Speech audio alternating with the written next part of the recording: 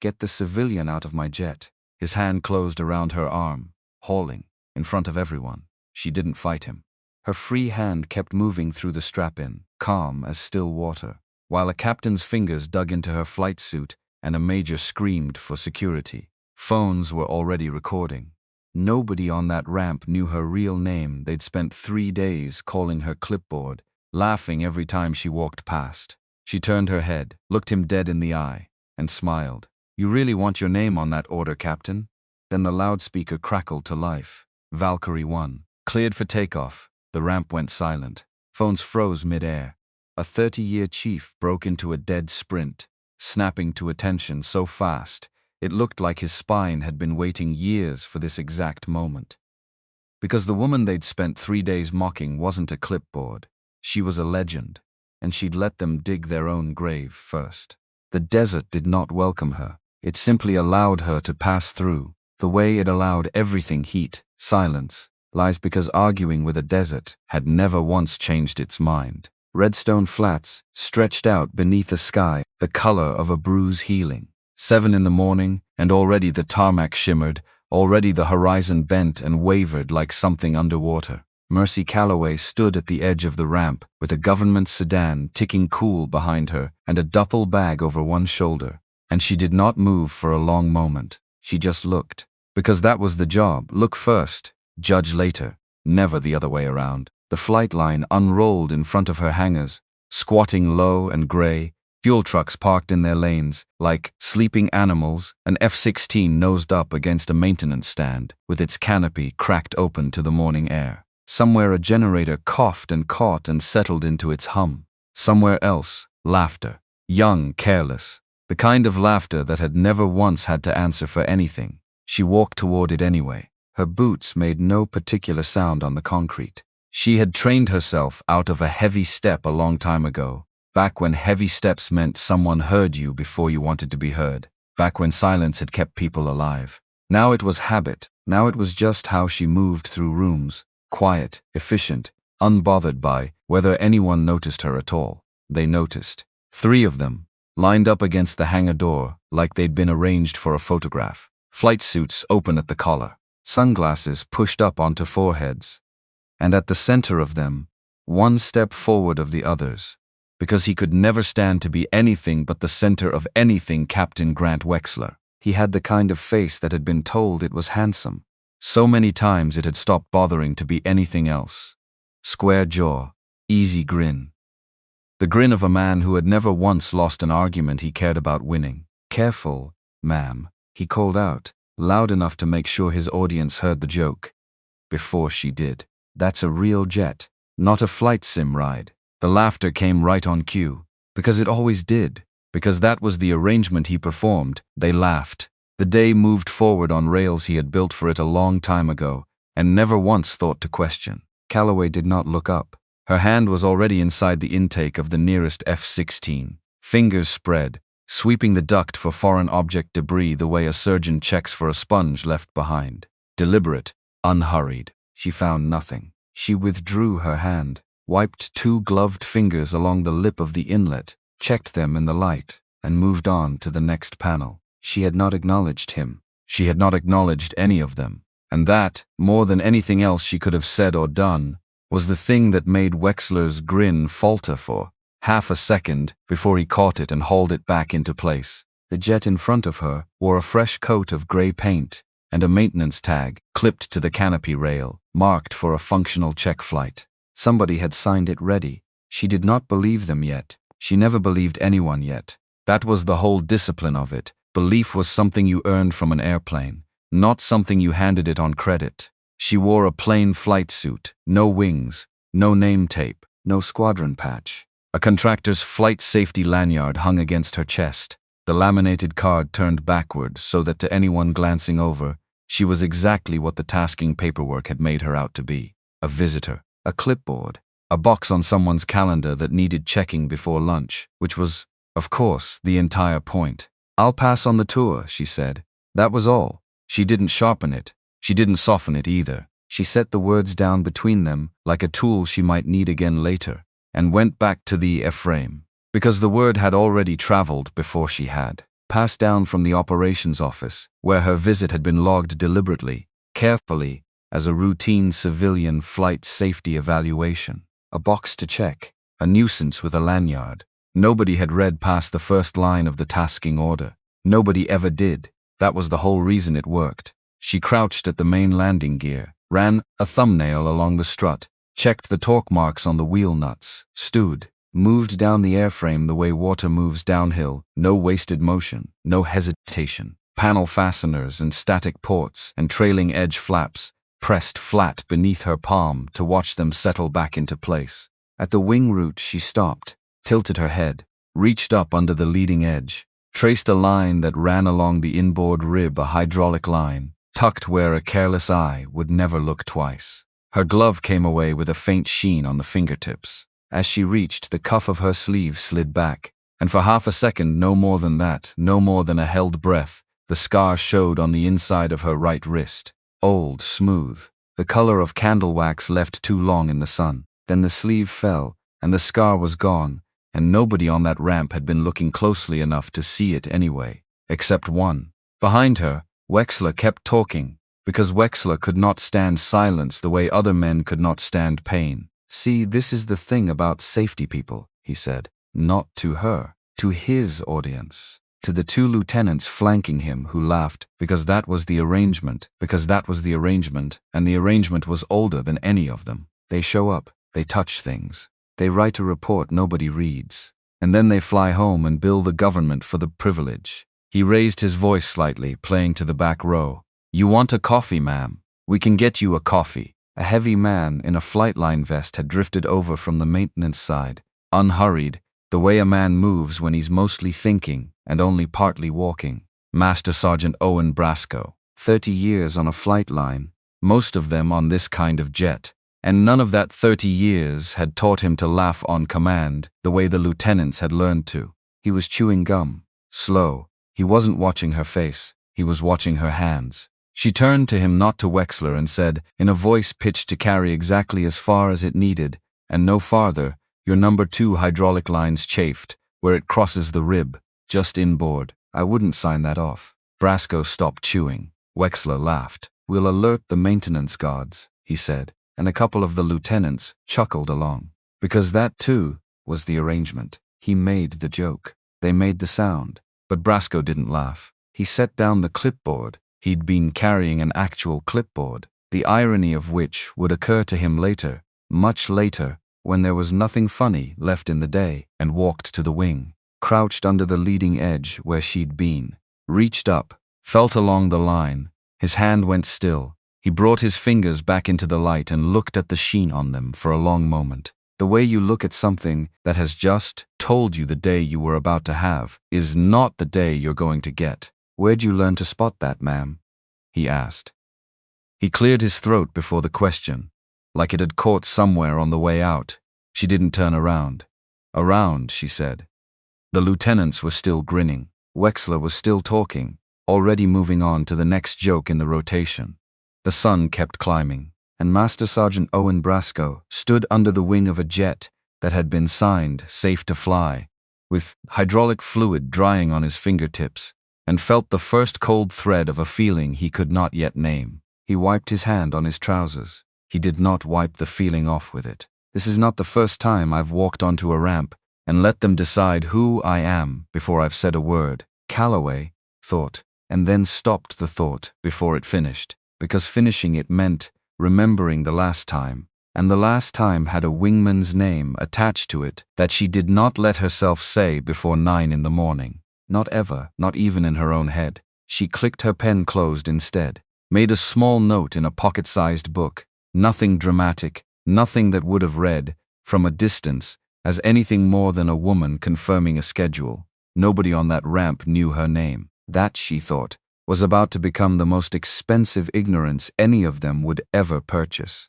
The ready room smelled like burnt coffee and floor wax, and the particular staleness of 100 mornings that had all gone exactly the same way. Wexler owned it the way he owned the ramp. He had a chair near the front that he liked, and he sat in it backward, arms folded over the seatback, holding court while the morning's flights got briefed around him like weather he'd decided to ignore. He decided, apparently, to have some fun with the evaluator. All right.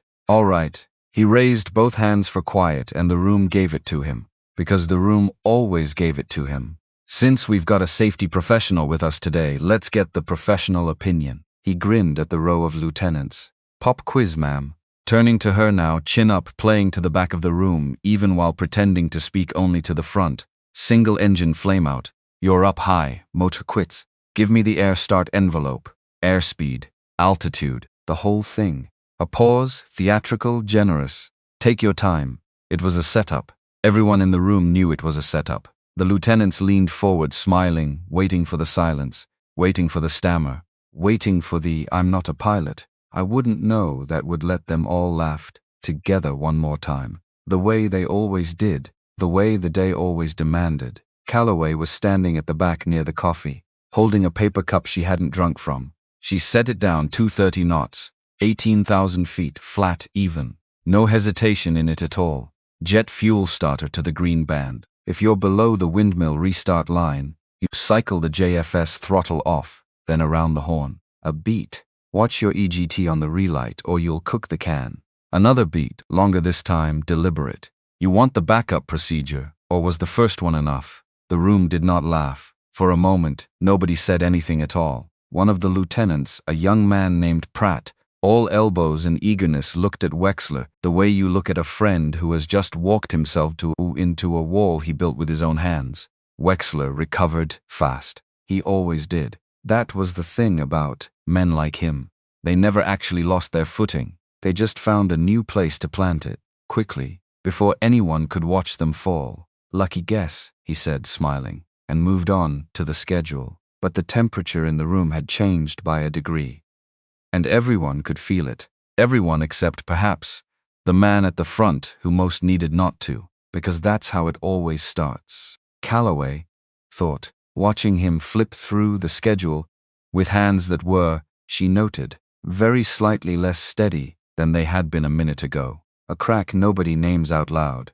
A silence that means more than the sound would have. And then everyone in the room quietly recalibrates what they think they know about a person. And nobody says a word about it, and the recalibration just sits there under the surface, waiting. She had seen it 100 times. She had caused it 100 times. It never got old, exactly, but it never felt like a victory, either. Mostly it felt like waiting rooms feel necessary, uncomfortable, a place you passed through on the way to the thing that actually mattered. After the brief, she stayed behind.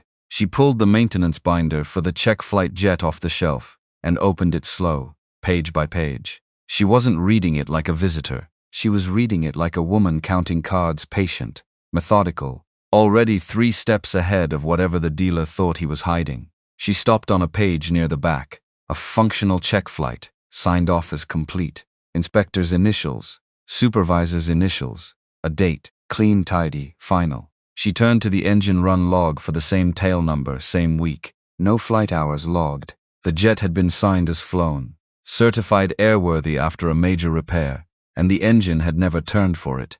On paper, the aircraft had passed a flight that had never happened. She did not gasp. She did not write fraud in red ink across the page, the way some part of her, some younger part, the part that had believed for a while that outrage accomplished something might once have wanted to. She took out her little book, copied the tail number, the date, the 2 sets of initials in a small square hand, closed the binder exactly where she had found it. She turned 3 more pages, another check flight, another tail number, the same clean signatures, the same empty engine log.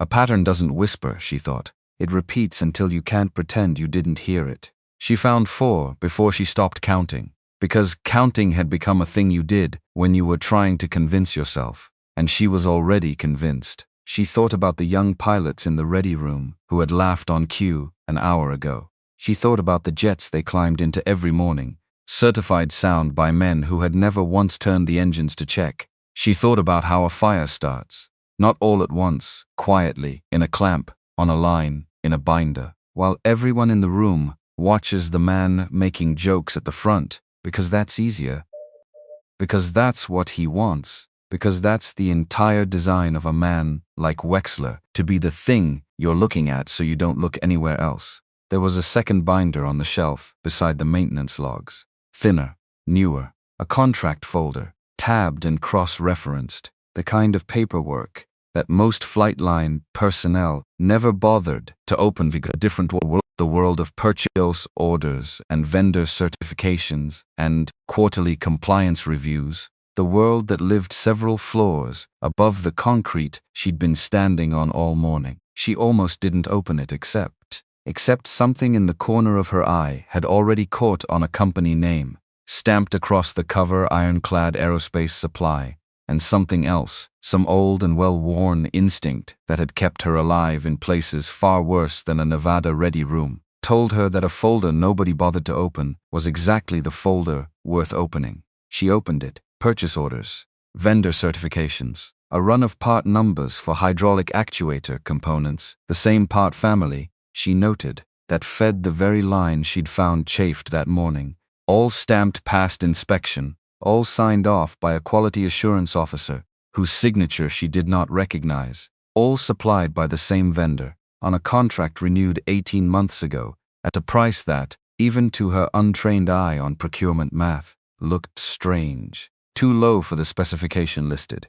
too consistent, month over month, in a way that real manufacturing variants almost never produced, which means either this vendor found a miracle in supply chain efficiency, she thought, or somebody's been signing off on parts that were never actually tested to the standard this paperwork claims. She copied 3 part numbers into her book. She photographed the vendor certification page from an angle that wouldn't show a reflection of her own face in the laminate. She closed the folder and set it back exactly as she'd found it, spine squared with its neighbors, because a woman who left no trace was a woman nobody thought to stop.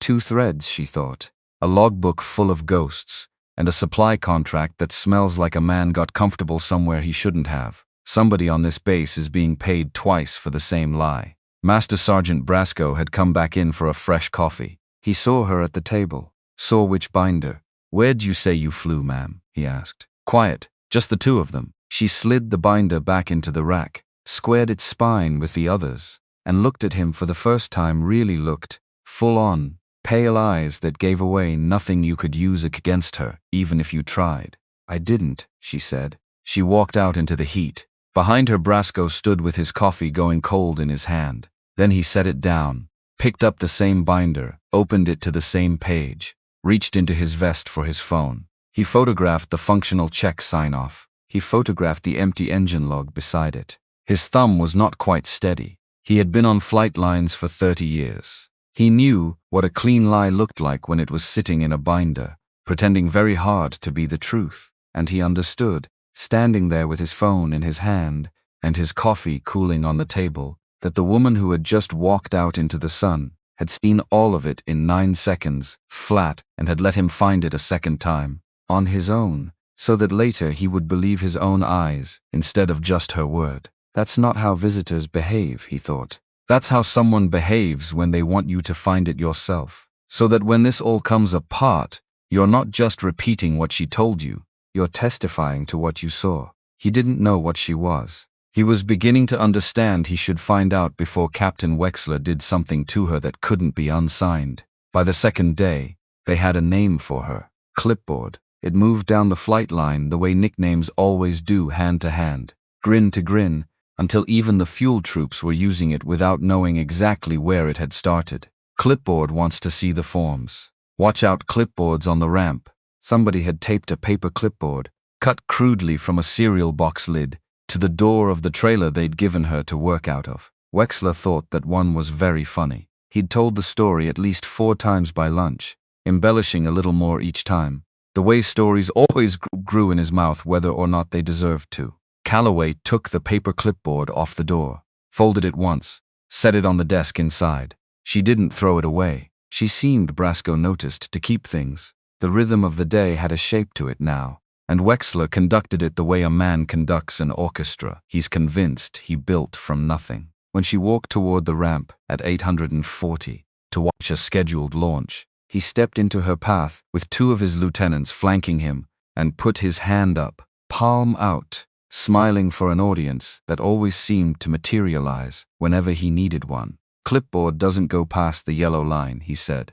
Liability. Insurance. You understand, sweetheart. He let that sit, enjoying the shape of it in his mouth. Can't have a civilian wandering around live aircraft. Somebody could get hurt. A pause, calibrated for maximum effect. Probably you, Lancaster. No, Calloway. She had to correct the name, even inside her own head sometimes. A small private discipline left over from years of operating under names that weren't quite her own.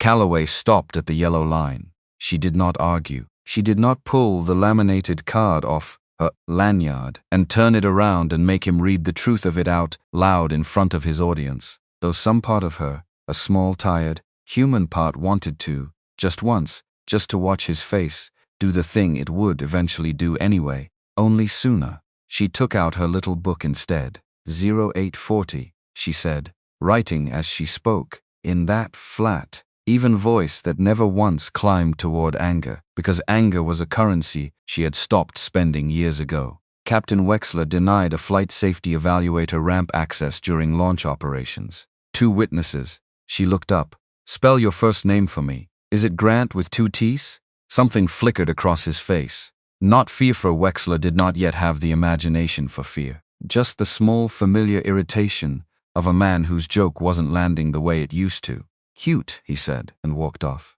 And the lieutenants laughed. Because he needed them to. Because that was still the arrangement. And arrangements like that don't dissolve just because one person in the audience has stopped participating in them. One of them didn't laugh. First Lieutenant Lena Ferris stood a little apart from the others, arms crossed, looking at the ramp instead of at the show. She was young, 26, maybe with the careful posture of someone who had recently learned that being good and being safe were not, in fact, the same thing, no matter how many times she'd been told otherwise growing up. 2 days earlier she'd written up a jet, a real gripe, a real problem with the flight controls, the kind of hesitation in the stick response that any pilot who'd flown more than a handful of hours would recognize as wrong. Not imagined, not nerves, wrong. And 2 days earlier, she'd been told to fly it anyway, and she had, because the alternative had been a conversation about whether she really wanted to be a fighter pilot, delivered in the particular tone that men like Ashby used when they wanted a young officer to understand that her career and her compliance were, from this point forward, the same object. She watched the woman they called Clipboard write in her little book, calm as Sunday morning, and Ferris felt something pull at her that she couldn't yet name.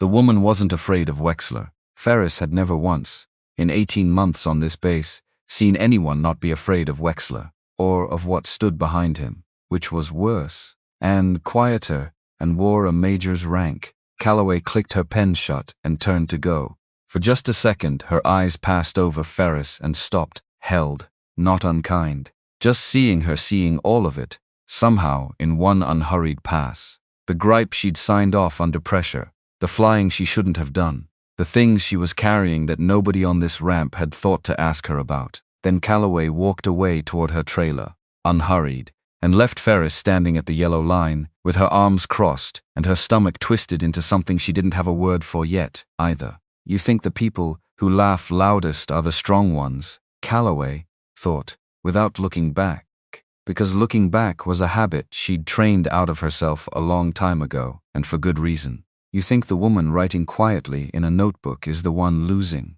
That's the mistake, the oldest one in the book, and it's the mistake this whole base is about to make at the top of its lungs. She spent the middle of the day in the trailer they'd assigned her, door shut, laptop open, cross-referencing the vendor certification numbers she'd photographed against the public procurement records she could access without raising a single flag anywhere she wasn't authorized to raise one. Ironclad Aerospace Supply, registered in Delaware, which told her nothing and everything at once. Delaware told you a company existed and wanted very badly not to be looked at too closely. Founded 4 years ago, small, no manufacturing footprint of its own that she could find, which meant it was almost certainly a reseller buying components from somewhere else, repackaging the paperwork, and selling the appearance of certification rather than the certification itself, which is either incompetence, she thought, or it's the entire business model. She pulled the contract renewal date again, 18 months ago. She pulled the base's readiness statistics for the same 18-month window, publicly available in the kind of aggregate summary that got briefed up the chain every quarter, without anyone at the top ever asking what the numbers were actually made of. Redstone Flats had the cleanest readiness numbers in the wing, because the expensive part disappeared, she thought. The part where you actually fly the check flight, the part where you actually test the actuator to failure before you certify it. Somebody found a way to make the truth cost less by simply not producing it. She sat back in the folding chair and let the heat of the trailer settle around her for a moment, because some thoughts needed a little silence around them before you could look at them straight on. Because it isn't only paper, she thought. A chafed hydraulic line doesn't lie about where it's chafed. And if the part that failed to catch that chafing early was certified by a company that never actually tested anything, then somewhere in this 18 months, a pilot has already flown a jet that should never have left the ground,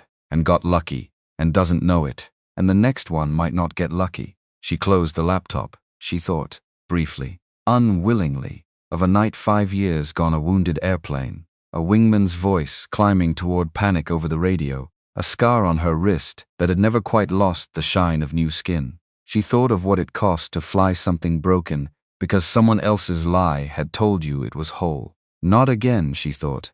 Not on my watch, on this ramp, with these kids climbing into cockpits every single morning, believing the paper someone handed them. She opened the laptop again and kept working until the light through the trailer's narrow window went orange, then gray, then gone. Ferrante, no. She corrected herself again. Tired now, the names of this base still not quite settled into the grooves of her memory the way they would need to be before this was over. Brasco found her there an hour later, well past the point where the flight line had gone quiet for the day. He knocked once on the open door, the way a man knocks when he already suspects he's not supposed to be interrupting something. "Ma'am," he said, "you got a minute?" She looked up, gestured to the folding chair across from her desk without a word. He didn't sit. He stood in the doorway, weight shifted onto one leg, the posture of a man deciding, even now, whether the thing he'd come to say was worth the risk of saying it. "I ran that tail number again," he said. The one with the chafed line, checked it against 3 others from the same maintenance cycle. He exhaled through his nose. Same story on all of them. Signed off, no engine hours. And, he hesitated, and I found something else, in the parts requisition. Same batch of actuator hardware on all 4 birds. Same vendor stamp. Ironclad, Calloway thought, and did not say it, because letting him say it first told her more about how far this had already spread than telling him would have told him. "Which vendor?" she asked instead. "Flat testing. Ironclad Aerospace," Brasco said. "Ashby brought them on 18 months back. Told us it'd streamline procurement." A short, humorless sound that wasn't quite a laugh. Should have asked what it was streamlining out. Calloway set her pen down very carefully, the way you set down something you don't want to accidentally throw. "Chief," she said, "I need you to understand something before you say another word to me about this." He waited. "The moment you know what I know," she said, "you're not just a witness anymore, you're a target." Major Ashby has spent 18 months building a system where the truth costs somebody their career, or their wings, or worse. If he finds out you've been photographing binders and cross-referencing requisitions. She stopped. Started again, quieter. "I've watched this exact machine chew, through people who thought they were being careful." Brasco's jaw tightened. 30 years, ma'am, he said. "I've watched good kids fly jets. I wouldn't sign off on my worst day, because somebody upstairs needed the numbers to look a certain way on a briefing slide." He shook his head slowly. "I'm past careful." Something in Calloway's chest, old, familiar, unwelcome, recognized the shape of that sentence. She had said something close to it once herself, a long time ago, in a much darker sky, to a wingman who hadn't lived to regret agreeing with her. Don't, she thought, at no one, at the desert outside the window, at whatever version of God still listened to women like her. Don't let this one be the one that costs him something he can't get back. "All right," she said out loud. "Then we do this carefully, not past careful instead of it. Brasco almost smiled. Almost. Yes, ma'am, he said, and left her alone, with the dark coming down outside the trailer window, and the quiet hum of a bass that had no idea yet what it had let onto its ramp. By mid-morning of the third day, the jet was grounded. A red X appeared in the aircraft forms. A hard down, the kind of write-up that meant this aircraft would not fly again until somebody with the authority to override it decided otherwise. The gripe described a flight control rigging fault, detailed, specific, signed, and attributed in the signature block at the bottom to the flight safety evaluator, to her, as if she had grounded the jet herself, as if the meddling civilian everyone had spent 2 days laughing at had finally found the problem she'd supposedly been hunting for and shut down a launch to prove she mattered. It was clean work. It made her look like exactly what they'd been calling her, a clipboard, justifying her own trip by gumming up the works of people with real jobs to do. It also very conveniently scrubbed the actual check flight she'd been sent to fly.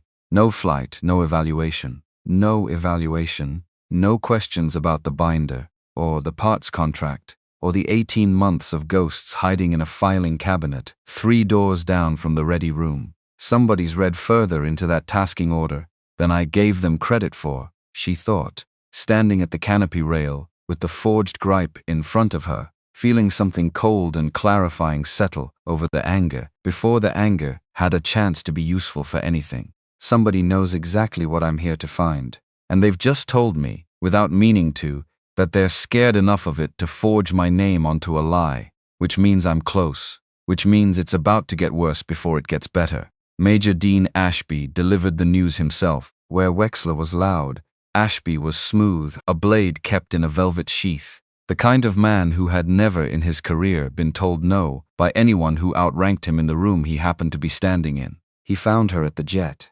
leaned in the open doorway of her trailer first, knocked once on the frame, as a courtesy he clearly didn't mean, though by the time she'd walked back out to the aircraft he'd already followed her, there uninvited. I'm hearing you grounded one of my jets, he said. Pleasant, reasonable. A voice built for briefings, not confrontations, which was exactly what made it dangerous. I didn't ground anything, Calloway said. Forms say you did. He stepped in closer than he needed to, without being asked. Look, ma'am, I'm sure you mean well, but contractors observe. They don't touch my jets, and they don't touch my numbers. He smiled, the kind of smile that had learned, somewhere along the way, to look like warmth without costing anything to produce. You've made your point. Found a chafed line. Good. Gold star. A beat. But you're starting to cost this squadron flying hours, and flying hours are the only thing I get measured on. He spread his hands, magnanimous, already deciding the conversation was over. So wrap it up. I'll have you on a plane home by noon.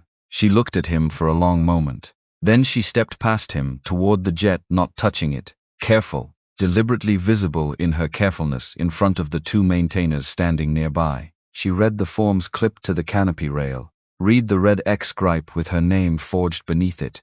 Read the rigging fault description word for word twice. This gripe is fabricated, she said. Flat, certain. Ashby's smile thinned by a fraction most people would never have noticed. She noticed. Careful, he said. The fault it describes would show up on the flight control built-in test, she went on, as though he hadn't spoken at all. There's no bitcode logged. There's no rig check work order on file. There's no torque stripe disturbance on any of the rigging hardware. She pointed, not touching, still not touching, letting the maintainers standing nearby see exactly how careful she was being. Look at it. The paint's undisturbed. She turned to face him directly. Nobody opened this airplane, Major. Somebody wrote a problem that isn't here, signed my name to it, and grounded a jet to keep it from flying a check that would have told everyone the truth. She held his eyes. It would have passed, or it would have failed. A beat, just long enough to let the silence do some of the work for her. Which is it? For just a second, half a second, no more, the velvet slipped, and she saw the thing underneath it, and the thing underneath it was afraid. Then it was gone, and he was smiling again, unbothered. A man who had spent a career learning to reassemble his own face faster than anyone could photograph the crack in it. You're done here by noon, he said softly and walked away. Calloway looked at her watch. It was 11:40. She went back to her trailer, sat down, opened her little book to a fresh page, and copied the gripe number, the time, and a small, neat note about the undisturbed torque stripes and the absence of a bit code. Then she took out her phone and photographed the forms through the canopy rail from 3 angles. Careful again never to touch the aircraft itself, because a woman who left no trace was a woman nobody could later claim had tampered with anything. They think this ends at noon, she thought, and something in her chest that had been cold since the moment she read the forged signature settled, finally, into something closer to purpose than to anger. They have no idea what kind of clock I actually run on. Brasco found her there 20 minutes later. He stood in the doorway the way Ashby had, but he didn't lean and he didn't smile. "Ma'am," he said quietly, "I need to tell you something, and I need you to take it serious." He glanced over his shoulder at the empty ramp behind him, then back at her. "Ashby makes paperwork problems disappear. That's his whole thing. Numbers, gripes, hours, whatever doesn't fit the story he's selling upstairs. It just stops existing." He paused. "And from what I've seen this week, the man makes people disappear too. Transferred, grounded, out." Another pause, heavier this time. "You keep pulling on this and you're going to find out you were never here. Your report's going to evaporate, and so are you." Calloway clicked her pen shut. "That's good to know," she said. "Thank you, Chief." He blinked, thrown, apparently, by how little the warning seemed to land. "That's it," he said. "That's good to know. That's it?" She looked up at him, and for the first time something almost like warmth crossed her face. Not for him exactly, not only for him, for the fact of him. The fact that a 30-year crew chief had walked across a hot ramp to warn a woman everyone else on this base still called Clipboard. He didn't know anything for certain. He'd warned her anyway. "You're a good man, Chief Brasco," she said. "I'd remember that the next few days, whatever happens. A beat. You did the right thing, and you did it when it was expensive. That matters more than you think it does right now." He didn't know what to do with that, so he nodded once and left. Calloway sat in the heat of the trailer with a fabricated gripe, photographed 3 ways on her phone, a noon deadline she had no intention of meeting, and a slow, deliberate calm settling over her, the way it always did in the hours before something broke open. Let them think it ends at noon, she thought, watching the light shift outside the small window, gold sliding toward the flat white of midday. Let Wexler have his audience for one more day. Let Ashby believe his velvet is still holding, because they have made exactly one mistake that men like them always make eventually. They have started to believe their own story before they've finished checking whether anyone else is still keeping score. I have been the entire time. Noon came. Nobody put her on a plane. Nobody quite had the nerve to physically escort a federal contractor off a military installation without a paper trail authorizing it. And Ashby, for all his velvet, for all his easy authority, was too careful a man to sign anything with his own name on it that didn't need to exist. So the deadline passed, the way most of his threats eventually would, loudly promised and quietly abandoned, and Calloway stayed exactly where she'd been staying, in the trailer with the folded paper clipboard, on the desk beside her working. She spent the afternoon building a timeline. 18 months of ironclad aerospace parts requisitions laid alongside 18 months of functional check flight sign-offs, laid alongside 18 months of readiness statistics that had climbed, quarter over quarter, in a way that should have looked impossible to anyone who'd bothered to ask how. Nobody had bothered to ask how. That, she thought, was the design of it. Not one dramatic lie, 100 small ones, each individually forgettable, each one just slightly too convenient to be an accident, stacking quietly on top of each other until the total weight of them held up an entire fraudulent readiness posture, a base that looked, on paper, like the best-run squadron in the wing, built on the foundation of jets that had never actually been tested the way the paperwork swore they had. And somewhere in 18 months of this, she thought, at least one of those jets has flown with a hairline flaw that a real check flight would have caught. Maybe more than one. Maybe the one sitting on this ramp right now. She thought of Lena Ferris again. The careful posture, the arms crossed, the gripe she'd signed off under pressure 2 weeks ago. Because the alternative had been a conversation about whether she really wanted her wings. She thought of every young pilot on this base, who trusted the tag, clipped to a canopy rail the way you trust a doctor's signature on a chart, without ever imagining the signature itself might be the disease. This is what it costs, she thought, when the truth becomes inconvenient to somebody with a briefing slide to protect. It doesn't cost the man protecting himself. It costs the kids who trusted the paperwork he signed.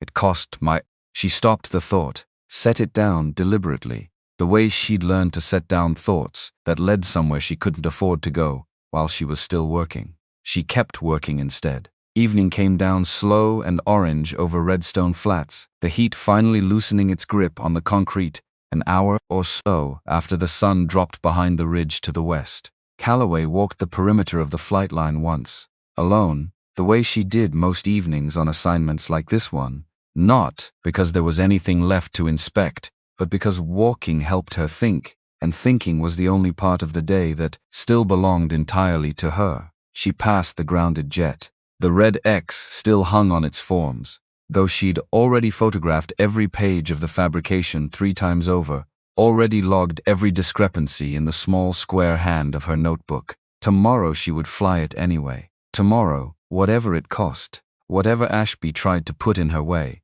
she would climb into that cockpit and prove with her own hands what the paperwork had lied about. She thought about her father, briefly, the way she sometimes let herself in the hour, just after the light went, not the whole memory, never the whole thing at once, just a fragment, a hangar smell, a voice explaining torque values to a girl too young to understand why it mattered so much to him that she understand it exactly right. Because paperwork lies. He'd told her once, years before any of this, years before she'd understood how true that sentence would turn out to be. Machines don't. You learn to trust the machine, Mercy, not the man who signs the form. She had learned it. She had built an entire career on it. And here, on a ramp in Nevada that smelled almost exactly like the one from her childhood, she found herself standing in the evening light with that lesson, humming quietly, under everything else she was doing. The way a good foundation hums under a house you've long since stopped noticing you're standing on. Tomorrow, she thought, watching the last of the color drain out of the sky over the hangars. Tomorrow I climb into that cockpit whether Ashby likes it or not, and whatever happens next, whatever it costs him to stop me, or fails to stop me.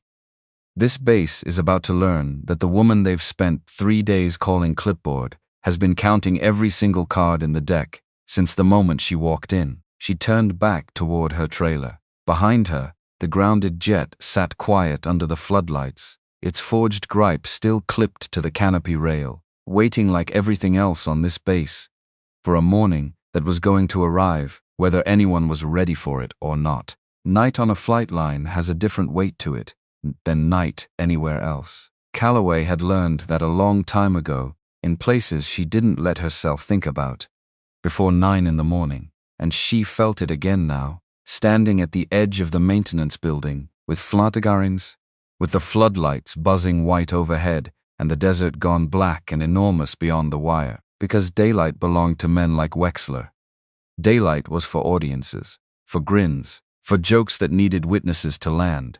Night belonged to the truth. Night was when the paperwork stopped performing for anyone and just sat there, in its binders, in its drawers, waiting for someone patient enough to actually read it. She was patient. She had always been patient. Patience was the only weapon they'd never once managed to take away from her. Brasco was already in the records vault when she let herself in through the side door, the one nobody bothered to lock, because nobody imagined anybody wanted in badly enough to try. He sat under a single desk lamp, binders stacked in 3 uneven towers around him. His reading glasses pushed low on his nose, and a legal pad covered edge to edge in a crew chief's blocky handwriting. He didn't look up when the door opened. He already knew the sound of her step. "You should be asleep," he said. "So should you. Somebody's gotta do the arithmetic." He tapped the legal pad without looking at her. 31. She stopped where she was. 31 what? Functional check flights.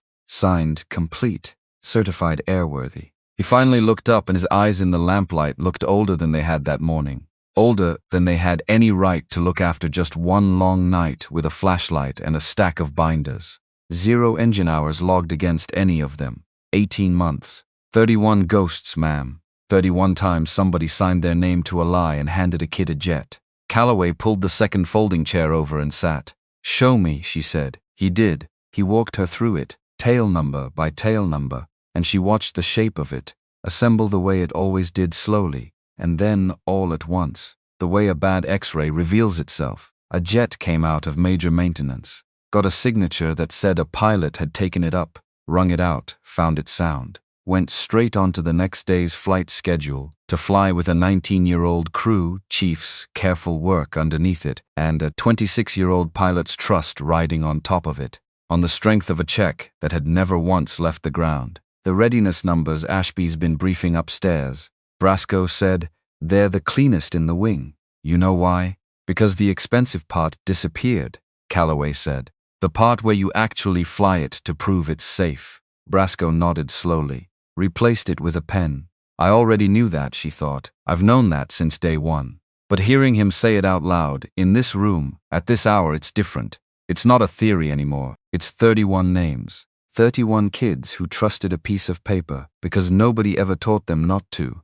And I have exactly one more piece to find before this becomes something a court-martial board can't argue its way around. She pulled the newer folder toward her across the desk, the vendor contracts, the requisition sheets, the parts certifications stamped with a name she'd already committed to memory. Ironclad Aerospace Supply. Chief, she said, I need you to look at something, and I need you to tell me if I'm seeing what I think I'm seeing, or if I've been staring at fluorescent lighting too long.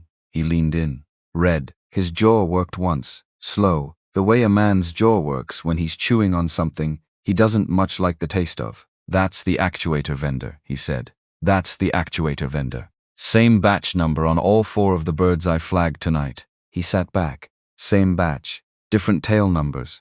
Same month the sign-offs went bad.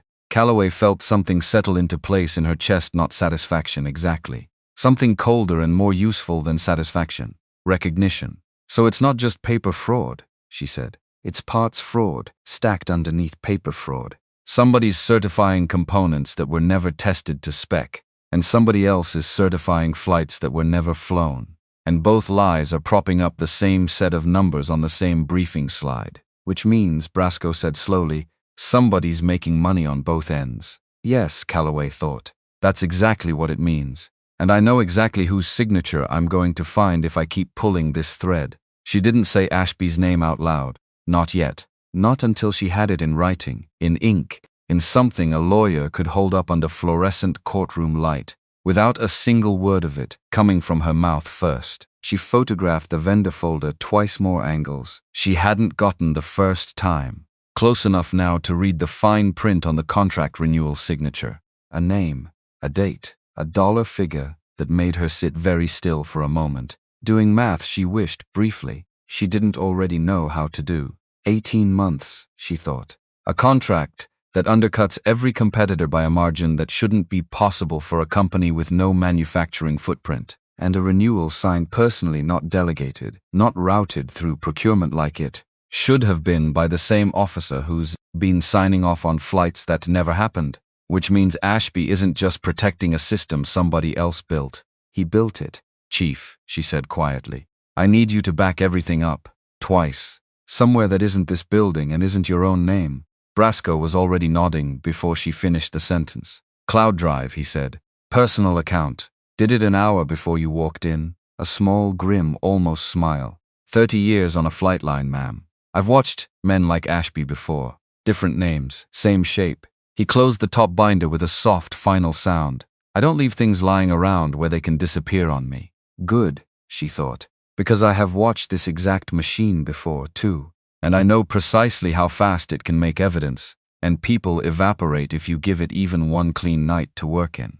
They didn't have one clean night left. She could feel that now, the way you feel weather changing before the sky admits to it something tightening in the air of the base, some awareness moving through it that the woman with the notebook had stopped being a joke sometime around noon, and nobody quite knew what to do about that yet. She left the vault a little after 2 in the morning and walked the long way back to her trailer. past the darkened hangars, past the grounded jet, still sitting under its floodlight, with the forged gripe clipped to its canopy rail like a scar. Nobody had bothered to treat. Tomorrow, she thought. I fly that airplane tomorrow. Whatever Ashby tries to put in front of me. Because if I don't, if I let this deadline slide one more day, give him one more night to make 31 ghosts disappear into a shredder somewhere, then everything Brasco just handed me goes up in smoke along with them. And some kid who trusts the tag on a canopy rail flies a jet with a hairline flaw nobody ever caught.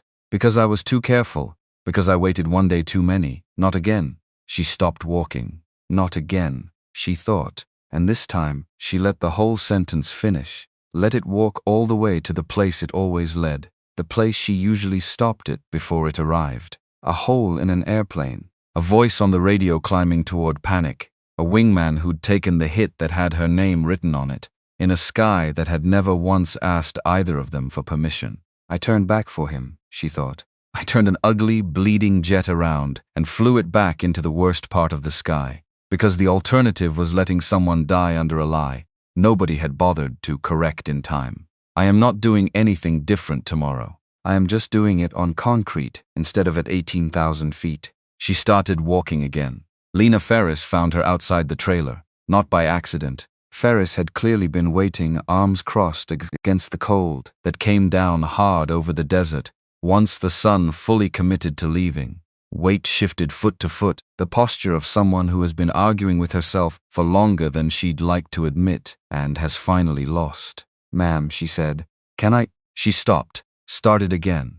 I need to talk to somebody, and I don't think it can be anybody who works on this base. Calloway studied her for a moment in the low light spilling from the trailer's single window. Come in, she said. Inside, Ferris sat on the edge of the folding chair, like she wasn't sure she'd earned the right to lean back into it. Calloway didn't push. She'd learned a long time ago that the fastest way to close a person off was to reach for them before they'd finished deciding to open. 2 weeks ago, Ferris said finally, I wrote up a jet. Her hands were folded tight in her lap. Flight control, gripe. Real hesitation in the stick response, the kind you don't imagine, she swallowed. I flew it anyway. Why, Calloway said. Not a question, exactly. An opening, because Major Ashby's office told me to fly it, or lose my wings. Ferris's voice had gone very flat, very careful. The voice of someone reciting something she'd rehearsed alone in the dark more than once. And Captain Wexler laughed about it in front of the squadron. Said I was being dramatic. A short, humorless breath. So I flew it, and it was fine. Nothing happened. Nothing happened. And that's the part that keeps me up at night. Ma'am, nothing happening doesn't mean I was wrong to be scared. No, Calloway thought. It doesn't. It never does. That's the cruelest trick a system like this one plays on the people caught inside it. It makes you doubt the fear that kept you paying attention, just because the disaster it was warning you about happened to skip you this time. You weren't wrong, Calloway said out loud. You were right. And somebody made you fly anyway. Ferris's composure cracked not much, just at the edges, just enough for Calloway to see how long she'd been holding it together with both hands. I keep thinking about the next person, Ferris said. The next kid who writes up something real and gets told the same thing I got told. I keep thinking. She stopped herself, started again, quieter. I keep thinking it's going to be somebody who doesn't get lucky. Because it will be, Calloway thought. If nobody stops this, it absolutely will be. That's not pessimism. That's just arithmetic. 31 ghosts in a logbook, and every single one of them a coin flip that hasn't landed wrong yet. Lieutenant, Calloway said, what you just told me, would you tell it to an Inspector General's investigator on the record, with your name attached? Ferris's jaw tightened. For a long moment she didn't answer, and Calloway let the silence sit there, unhurried, because this was not a decision anyone should be talked into. It had to be one a person walked toward on her own legs. Yes, Ferris said finally. Yes, ma'am, I would. There it is. Calloway thought, and something in her chest, old, tired, rarely indulged, allowed itself a small, private warmth. That's the thing they never understand. Men like Ashby, men like Wexler. They think fear is the only currency that moves people. They've never once accounted for what happens when somebody decides she's more afraid of her own silence than she is of them. Then hold on to that, Calloway said. Not yet, soon, but hold on to it. Ferris nodded, and something had shifted in her face by the time she stood to leave. Not relief, exactly. Something closer to resolve, the particular kind that doesn't announce itself loudly, but doesn't go anywhere afterward either. At the door, she paused. "Ma'am," she said, "everybody keeps calling you Clipboard. A beat. I don't think that's what you are." Calloway almost smiled. "Get some sleep, Lieutenant." Ferris left. Calloway sat alone in the trailer for a long moment afterward, listening to the desert settle into its deepest, coldest hour, and thought about how many Ferrises there probably were on bases just like this one, all across the country, quietly flying jets they didn't trust, because somebody with more rank and less conscience had told them that was the cost of staying. 31 ghosts, she thought, and at least one live, breathing young woman who almost became the 32nd one. That ends tomorrow. Morning came in gray, then gold, then the flat, merciless white that Nevada mornings turned into by 7:30. Calloway was at the jet before the sun had fully cleared the ridge, the grounded one, the red X one, the one whose forged gripe she had photographed 3 ways 2 nights ago and copied into a notebook that Brasco had already backed up in 2 places that weren't this base. The red X was gone, lifted overnight, according to the forms, by a maintenance officer who had apparently, finally, actually inspected the aircraft and found precisely what Calloway had told Ashby he would find. Nothing wrong. There had never been anything wrong. Because there was never anything wrong, she thought, running her eyes down the newly signed release. The only thing wrong on this ramp was a man's signature on a lie, and that particular problem does not fix itself just because somebody quietly lifted the paperwork. She began her walk around, slow, methodical, the same as the first morning panel fasteners, PTO cover, the hydraulic line, repaired now, which she checked twice, running her thumb along the new fitting with the same careful attention she'd given the chafed one 3 days earlier, because trust, once broken by a piece of paper, had to be rebuilt one honest inspection at a time. She climbed the ladder, settled into the cockpit, began to strap in cock fittings, lap belt, the flow of switches under her hands moving in an order nobody on that flight line had ever been taught, because it wasn't a checklist order, it was a combat order. The sequence you build when you've had to do it fast, in the dark, with something actively trying to kill you, until your hands know it better than your conscious mind ever will. Because muscle memory doesn't lie either, she thought. Not like paperwork does, not like men do. A maintainer near the tower frequency heard a calm voice key up to confirm the radios. Give a readback. Go quiet again. Perfect cadence. Load-bearing the way it always was, like the words themselves were holding something up. Wexler materialized at the base of the ladder with his lieutenants, and this time a wider crowd had gathered behind him. Fuel troops, a couple of maintainers, drifting closer than their tasks strictly required. 2 men with phones already out, because Wexler had let it be known there'd be a show this morning, and Wexler's shows always drew an audience. He stood at the bottom of the ladder and looked up at the woman buckling into the cockpit and grinned the biggest grin he'd worn all week. Okay, this is good. He raised his voice, announcing it to the whole ramp like a man narrating his own highlight reel. Clipboard's gonna fly the jet.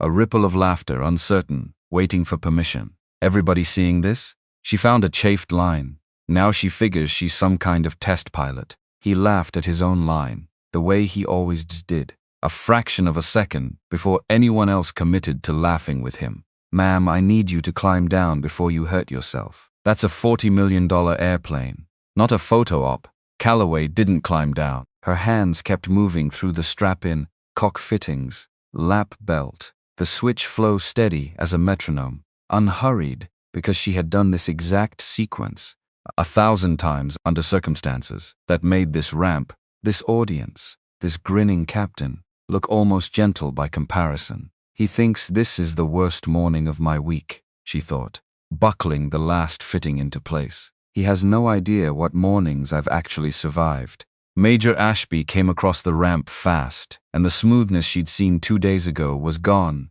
now sanded off by something that had clearly kept him up at night. The photographs he didn't know about, the vendor folder he was starting to suspect she'd read. He had decided, somewhere in the dark hours, To end this loudly enough that no report of hers would survive it. Get the civilian out of my jet. His voice pitched to carry, building his own record in front of witnesses. Unauthorized civilian in a military aircraft. Captain, remove her now. There it is. Calloway thought, watching him from the cockpit, with a stillness that felt, even to her, almost peaceful. There's the mistake. He's about to hand me the exact thing I need, in front of the exact number of witnesses I could ever ask for, because he is too afraid of what I already have to think 2 steps past the fear. Wexler went up 2 rungs of the ladder, reached into the cockpit, put his hands on her, one hand closing on her left arm, the other reaching for the coke, fitting at her shoulder to unstrap her physically, in front of everyone, phones raised now, catching every second of a captain hauling a strapped-in pilot out of a cockpit by force. Calloway did not fight him. That was the thing nobody on that ramp would ever be able to fully explain afterward, not even to themselves. She didn't pull away, didn't shout, didn't reach for a rank she wasn't wearing on her sleeve. With his hand clamped around her arm, her right hand simply kept moving, completing the lineup check, the last items, calm as still water. Because I have had worse hands than yours on me, Captain, she thought, and did not say it. Because some things a person only ever needed to know from the inside, from the particular stillness of a woman who had already survived far worse mornings than this one. And every single one of them taught me the same lesson.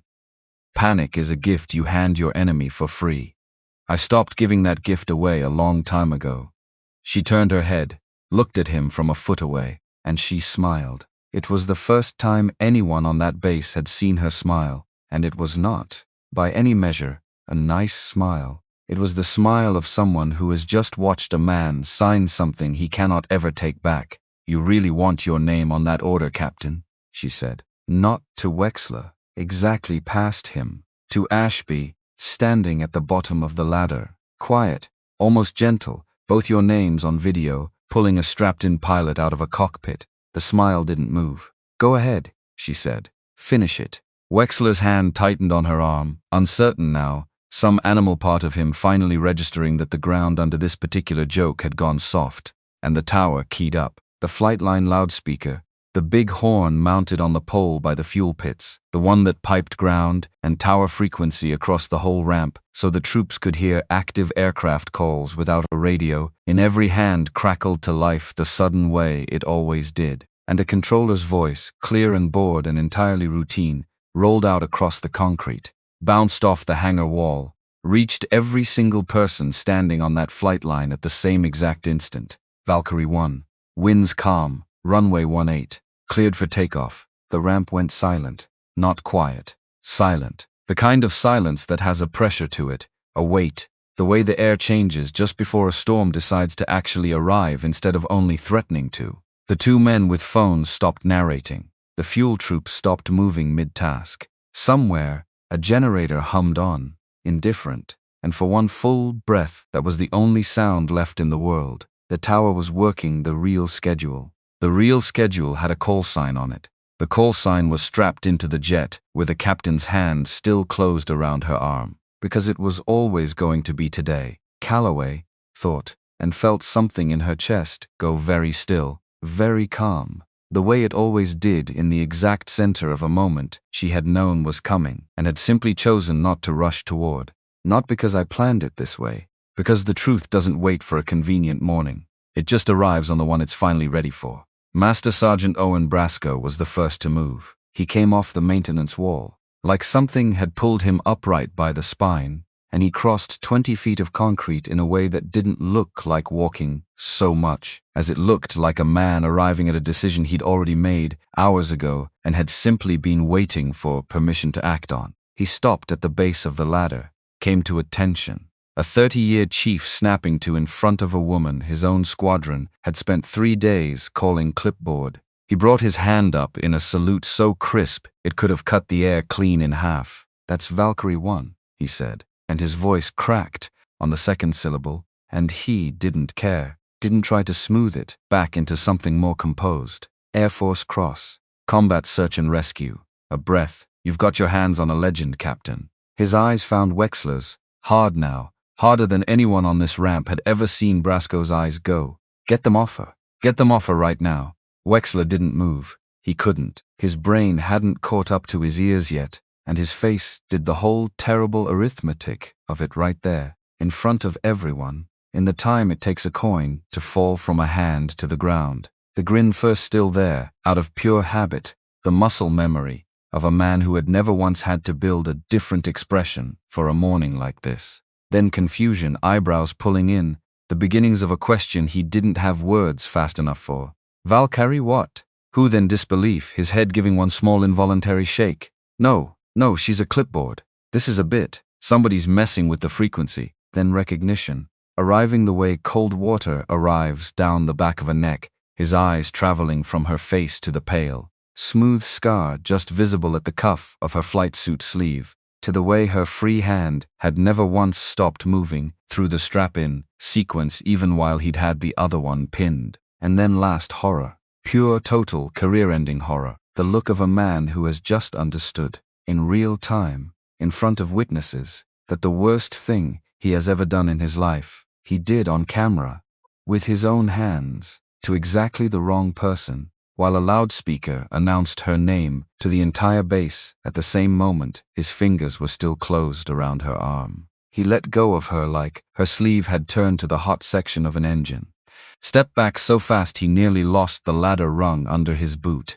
There it is. Calloway thought, watching the whole collapse happen across his face in real time, feeling nothing so simple as satisfaction, feeling instead something closer to a long exhale after holding a breath for 3 days straight. That's the exact moment men like you finally understand the difference between the woman you decide to laugh at and the woman who was actually standing in front of you the entire time. You just never bothered to look. A staff car pulled up hard at the edge of the ramp, gravel and dust kicking up under its tires. A young officer in service dress got out fast, a general's aide, folder tucked under one arm, moving across the flight line with the particular urgency of someone who has been told, very clearly, not to be slow about this. He stopped at the foot of the ladder beside Brasco, saluted upward. Lieutenant Colonel Calloway, his voice pitched to carry, loud and clear and unmistakably for the record. Ma'am, the general sends his respects and asks if you require anything before your flight. We have your orders and the audit authority on file. He turned, found Ashby standing at the base of the ladder, gone the color of the concrete under his boots. Major Ashby.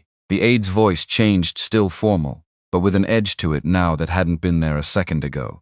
The general would also like to see you. Immediately. 2 security forces members were already crossing the ramp toward him. Unhurried, the particular unhurried walk of men approaching someone whose legs have, for all practical purposes, already stopped working. Lieutenant Colonel, Calloway thought distantly, watching Ashby's composure finish dissolving in real time. He said Lieutenant Colonel, which means somewhere between last night's vault and this morning's ladder, the promotion board finally caught up to a paperwork trail I'd almost stopped waiting for. Small mercies. Even the timing of this one, I suppose, decided to arrive on schedule today. Up in the cockpit, she finished her checks, keyed the radio. Her voice went out over the same loudspeaker that had, 30 seconds earlier, changed every single life on that ramp, calm and load-bearing, and carrying exactly as far as it needed to, and not 1 inch further. Tower Valkyrie 1, copy cleared for takeoff. Then, off the radio, down to the man, still frozen at the base of the ladder, in a voice meant only for him. Hands off the aircraft, Captain. A pause, brief and absolute. I have the jet. The ramp was rearranging itself in real time, the way a room does when the floor beneath it turns out to have been tilted the whole time, and everyone standing on it suddenly has to relearn where their own feet are. The lieutenants who'd laughed on cue for 3 straight days had gone still and small, each one, privately, already running the tape back through his own memory, every joke he'd told, every grin he'd offered up toward the front of the room, because that had always been the safest thing to offer. Pratt, the one who'd looked at Wexler in the ready room, like a man being walked into a wall he hadn't chosen, had taken his hat off without seeming to fully understand he'd done it. The fuel troops stood at a loose, unconscious attention, The kind that arrives in a body before the mind has finished deciding it's warranted. Nobody was filming her now. The two men with phones had lowered them, slowly, some part of them understanding, without needing to be told, that what was happening in front of them was not the kind of thing you pointed a camera at. It was the kind of thing you simply stood still for. I have watched this exact reversal happen before, Calloway thought, settling back into the seat, letting the ramp's collective silence wash over her the way weather washes over a mountain that has stopped noticing storms a long time ago. I have watched rooms go quiet the instant somebody finally says the true thing out loud instead of the convenient thing everyone had been agreeing to instead. It never gets easier to watch. It never gets less strange. Either how fast an entire crowd can rearrange its opinion of a person once a loudspeaker tells them they were wrong to have the one they'd been carrying. I would have preferred they'd looked closer on day one, but I'll take today. Wexler came down the ladder backward, one rung at a time, like a man descending from somewhere he should never have climbed in. The first place, his face still working through the last stages of the collapse, still trying, uselessly, to find some version of his old grin that might survive this particular morning. It didn't survive. The canopy came down over Calloway's head, sealing her into the cool, quiet pressure of the cockpit, where the only voice left in the world was the one she trusted completely her own, running the checklist, steady, unbothered, exactly as it had always been underneath every single one of the last 3 days' worth of laughter and clipboard jokes and yellow lines she'd been told not to cross. Behind her, in the small mirror mounted at the edge of the canopy rail, she watched two security forces, troops fall into step on either side of Major Dean Ashby, a hand on each arm, the exact thing he'd ordered done to her, less than a minute earlier, now happening to him, in the same sun, in front of the same phones that had lowered but not yet been put away.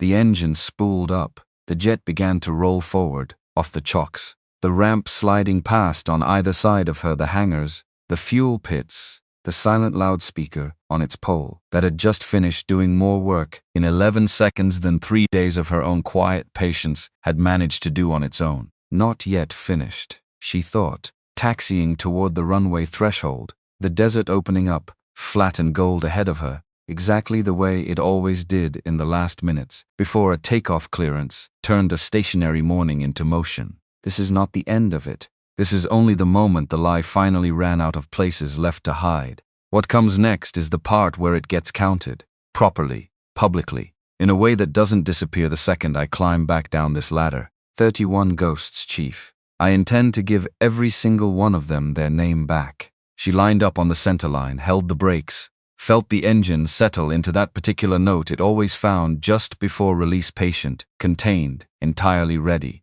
Behind her, the ramp stood frozen in the aftermath of everything it had just watched happen. Ashby's staff car pulling away toward the operations building, Wexler standing alone at the base of an empty ladder with his hands still faintly shaking at his sides, Brasco watching the jet with his salute only now, finally, coming down. Ahead of her, the runway ran straight and clean toward a horizon that didn't care what anyone on that concrete had believed about her 3 days ago, or 3 minutes ago, or would believe about her 3 hours from now. She released the brakes. The jet began to move.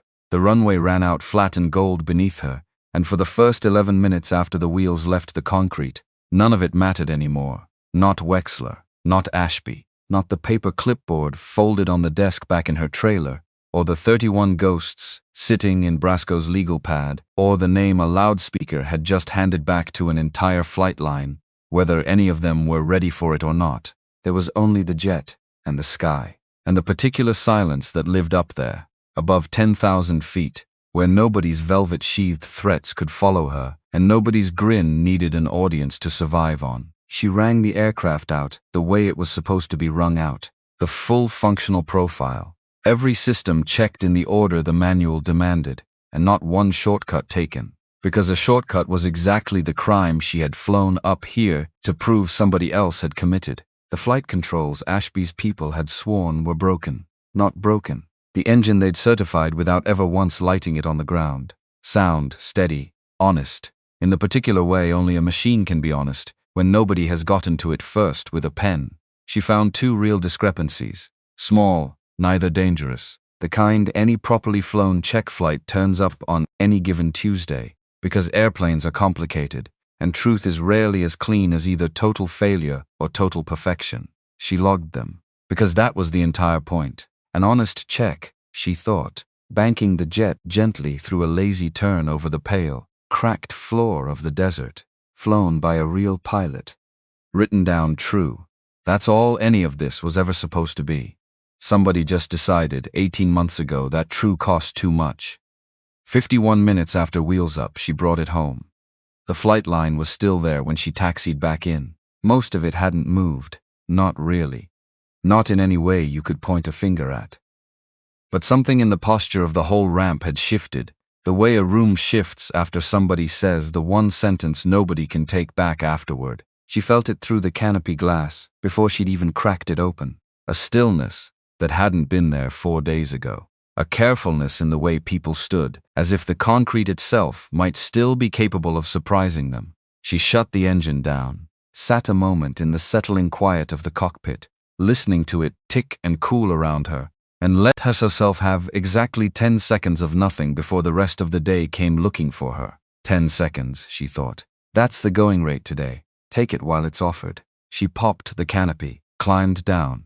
Her boots hit the concrete, and the ramp, watching, did not laugh. Nobody called her Clipboard. Somewhere behind the maintenance building, a young airman she didn't recognize was already peeling the taped paper clipboard off a supply cabinet, where somebody had stuck a second one as a joke 2 days ago, folding it quietly, quickly. The way you fold something you suddenly understand was never as funny as everyone had agreed it was. Word travels faster than truth usually does, Calloway thought, watching from a distance. But every now and then, for one single morning, they arrive at the same time. Today was one of the mornings. What came after came fast, the way these things always do. Once the first signature finally cracks open and lets the light in behind it, the Inspector General's team was already inbound. By the time she'd finished her post-flight walk-around, because her tasking, it turned out, had never been only about one jet, or even only about one base. Somebody several levels above Redstone Flats had been watching the readiness numbers climb for 18 months, with a very particular kind of suspicion, the kind that doesn't get voiced out loud until it has somewhere safe to land. Calloway's arrival on this ramp had been that landing place all along, though she had never once let herself say that part to Brasco, or to Ferris, or to anyone. Some knowledge was heavier carried alone. Brasco's binders, assembled under a single desk lamp, photographed twice, backed up in 2 accounts under 2 names that weren't the bases, got walked into a locked room by people with subpoena power and no professional reason left to protect anyone. Dozens, she thought, sitting across a folding table from the lead investigator. That first afternoon, watching him lay Brasco's photographs out in neat, damning rows across the surface between them. Dozens of functional check flights, signed complete, certified airworthy, and never once flown. Flight hours invented on a briefing slide. Readiness numbers that were the cleanest in the entire wing because the expensive, dangerous, necessary truth had been quietly deleted and replaced with a signature. And the parts contract, the investigator said. Young, sharp, the particular kind of tired that comes from reading fraud all day and somehow still being surprised by it every single time. Walk me through ironclad aerospace again, from the beginning, Calloway did, slowly, precisely, the way she'd learned to give testimony a long time ago, in a different room, about a different night, where every word had needed to survive being repeated back to her for years afterward, without ever once contradicting itself. 18 months ago, she said, Major Ashby personally signed the renewal on a vendor contract for actuator components. Not delegated through procurement, where it should have gone. Signed by him personally. A pause, letting his pen catch up. The pricing undercuts every competitor by a margin that isn't achievable through legitimate manufacturing. The batch numbers on the components match 4 separate aircraft where the functional check flights were also falsified, which tells you what? That it isn't one lie propping up a second lie by accident. She met his eyes, It's one man protecting one arrangement on both ends of it. He signs off on parts that were never properly tested. He signs off or lets someone under him sign off on flights that were never properly flown. Both lies feed the same number on the same slide he briefs upstairs every quarter. And somewhere in there, she thought, not saying it, letting him arrive at it himself, because a thing believed on your own always lands harder than a thing you're simply told, is the dollar figure. There's always a dollar figure underneath men like Ashby. Find that, and you won't need my testimony at all. The math will convict him faster than I ever could. They found the dollar figure 2 days later, a shell entity 3 layers removed from ironclad aerospace public filings, the kind of structure that exists for exactly one purpose and does not survive a subpoena with a straight face. Routing a percentage of every contract payment back through a consulting fee that Dean Ashby had been quietly collecting, in increments small enough to avoid triggering the automatic review that might have caught it sooner, for the entire 18 months of the arrangement. There it is. Calloway thought, when Brasco showed her the printout, his hand not quite steady on the page, the way it hadn't been steady the very first morning, standing under a wing with hydraulic fluid drying on his fingertips. Not ideology, not even ambition exactly, just money. A man decided a certain number of dollars a month was worth more than the lives of every pilot who ever climbed into one of those jets believing his signature meant something. 31 ghosts, Chief, and every single one of them was worth, to him, roughly the price of whatever he was buying with the difference. She didn't say it out loud. Some things didn't need saying. Some things just needed to sit in a room between two people who'd both spent a career learning what it cost when somebody else decided a number mattered more than a name. Wexler's fabricated gripe, the one meant to scrub her flight, to bury the binder before anyone official ever laid eyes on it, turned out, in the end, to be the single most useful document he had ever produced in his entire career. It was documented, time-stamped, witnessed by 2 maintainers who had no particular loyalty to him once the loudspeaker had finished doing its work on the whole flight line's willingness to keep protecting him. It tied him directly, in his own handwriting, to an act of obstruction against a federal safety investigation. He had spent 3 days building, with his own hands and his own audience, the exact case that would end him, because that's the thing about men who need a crowd to feel real. Calloway thought, reading the transcript of his first interview with the IG's team, the bravado in it curdling visibly, line by line, into something smaller and more honest than anything he'd said out loud in 3 days of grinning at her from the bottom of a ladder. They forget, every time, that a crowd remembers what it watches, and a crowd that watched you drag a strapped-in pilot out of a cockpit doesn't stay your audience for very long, once it finds out who you actually put your hands on.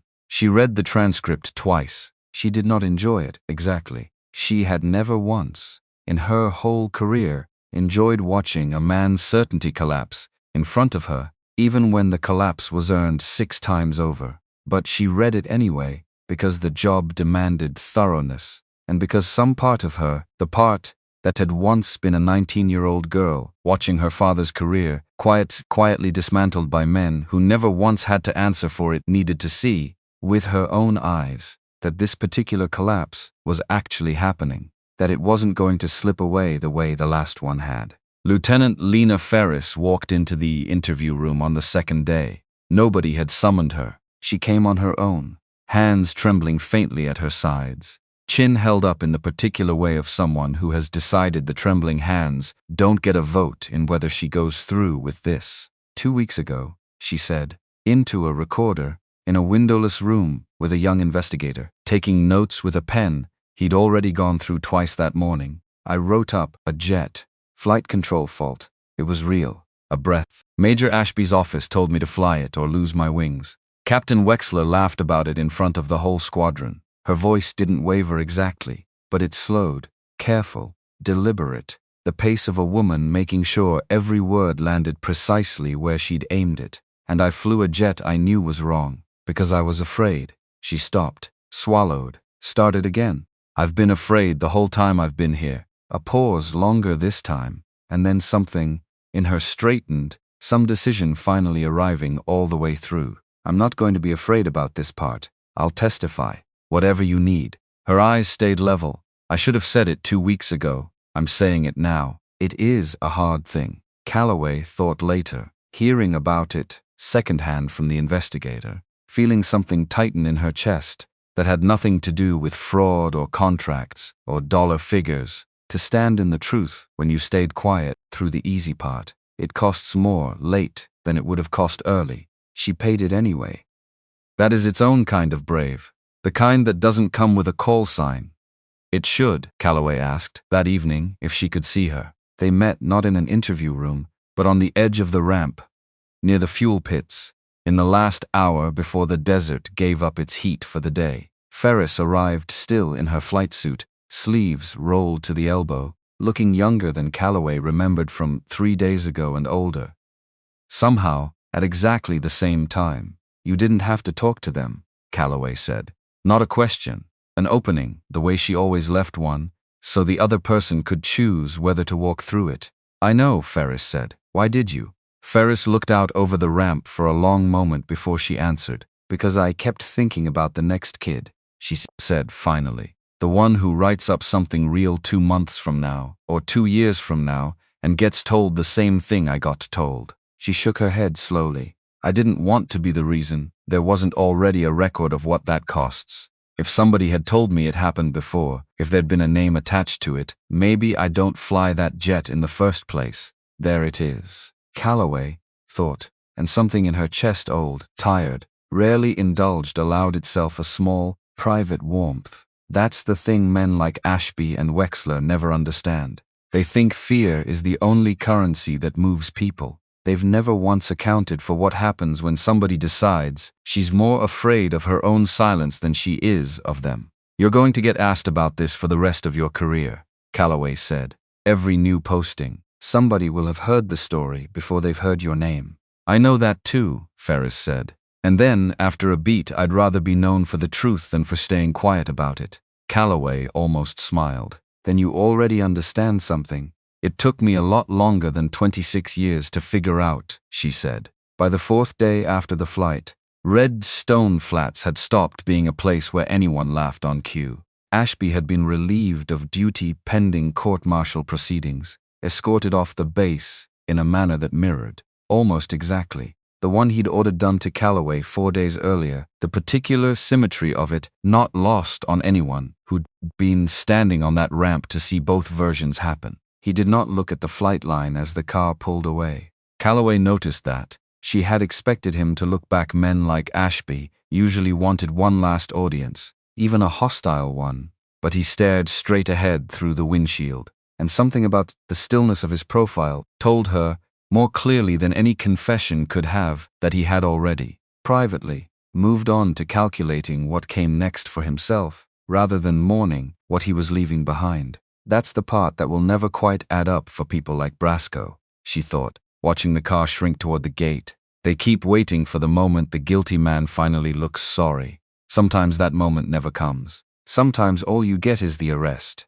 And you have to let that be enough, because the remorse was never actually part of the deal. Wexler's case moved slower, tangled in questions of intent and rank, of whether a captain following an operations officer's implicit pressure could be held to the same standard as the man who had built the arrangement, questions that would take months to fully resolve, long after Calloway herself had left the base behind. Ferris, by contrast, had already been marked for a flight instructor track. She'd requested herself a role that would put her, deliberately, in front of every incoming class of young pilots at her next posting, where her record now carried a formal commendation for the exact courage that had once nearly cost her everything. Good, Calloway thought, reading that line of the preliminary report twice, slower the second time, letting it settle all the way in. Let her be the one, standing at the front of the room next time. Let her be the reason the next Ferris doesn't wait 2 weeks to say the true thing out loud. The investigator, who had first laid Brasco's photographs out on a folding table, came to find her on the 5th morning. What on it?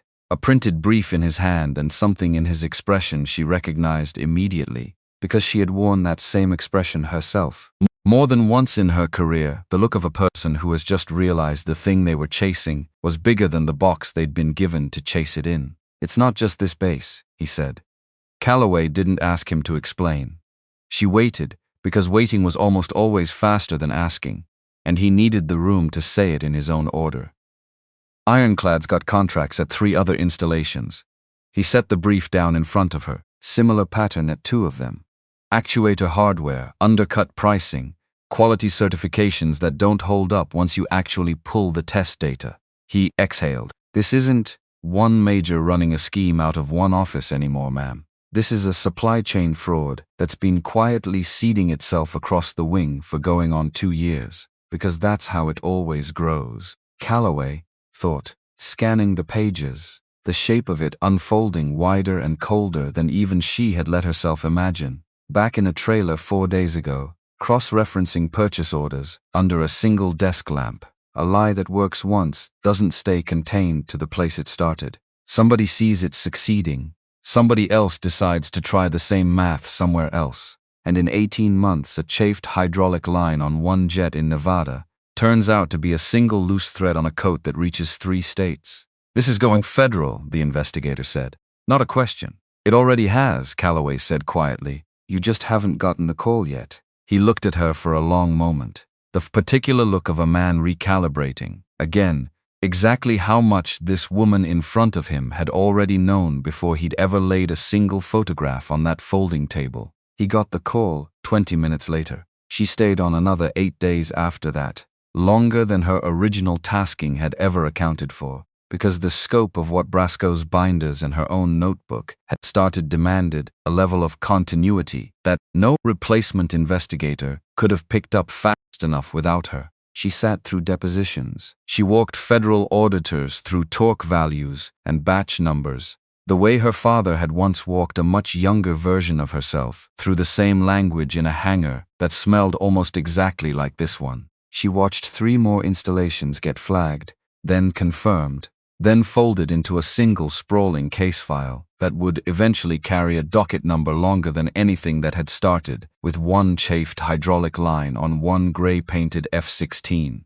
And every evening, when the work finally let her go, she walked the flight line alone. Not because there was anything left to inspect, because walking helped her think, and thinking, by the 8th night, had started circling back the way it always eventually did to her father. He had died when she was 23, not in combat, not in the dramatic way she sometimes suspected people who didn't know the story assumed. He had died on a training flight, in a jet the paperwork swore was sound, on a base 3 states from here, 15 years before she ever walked onto Redstone Flats, in a plain flight suit with a laminated card turned backward. The investigation afterward had been thin, rushed, closed inside of 6 weeks, with a finding that satisfied exactly nobody who had actually known him. Pilot error, the report said, in language so careful and so bloodless that it had taken her years to understand what it was actually protecting. She had been too young then to push,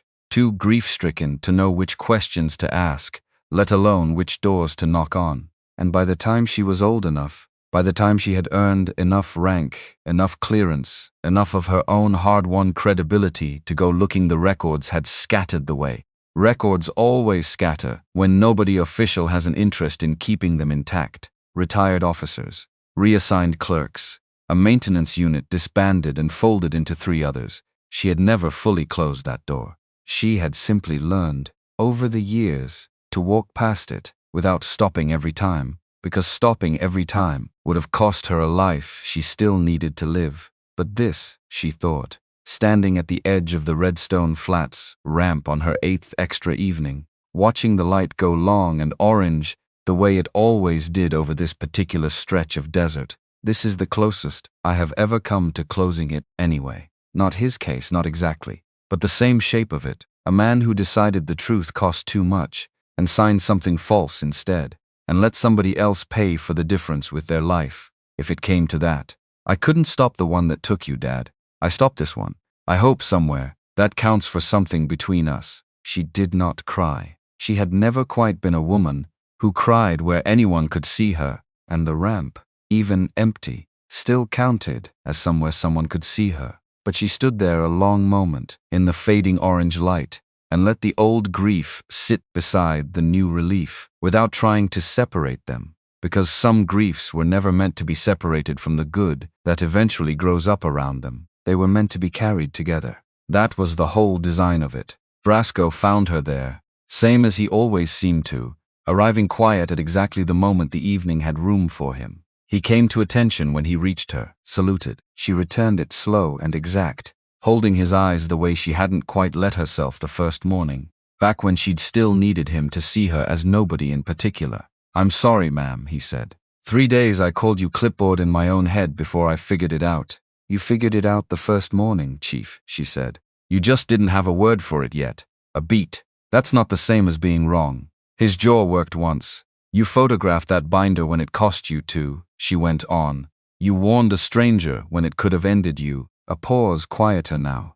"Don't apologize to me. You're the reason this worked." He nodded, slow, and something in his shoulders let go of a weight she suspected he'd been carrying since, long before she ever arrived.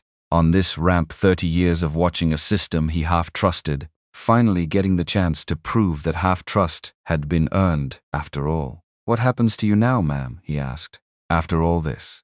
Good question, she thought, and didn't have a full answer, yet only the shape of one, arriving the way answers to that particular question always seemed to arrive in her life. Not from her own planning, from a phone call she hadn't taken yet. "I go where they send me, Chief," she said. "Same as always." He almost smiled at that.